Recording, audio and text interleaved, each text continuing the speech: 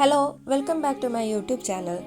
ഇന്ന് ഞാൻ വന്നിട്ടുള്ളത് എങ്ങനെ നമുക്ക് ഫേക്ക് നെയിൽസ് വെക്കാം എന്നൊരു ട്യൂട്ടോറിയൽ ആണ് ചെയ്യുന്നത്.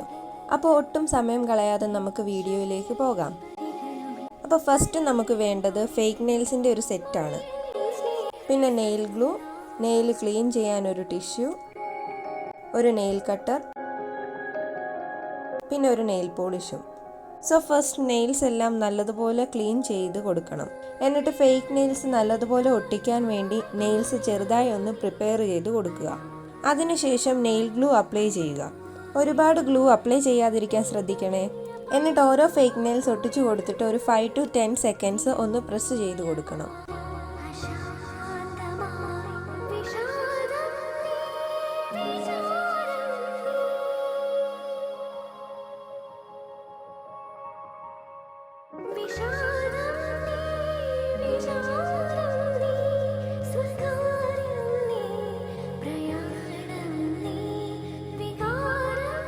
അവസാനം നെയിൽ പോളിഷ് ഇട്ട് കൊടുക്കുക.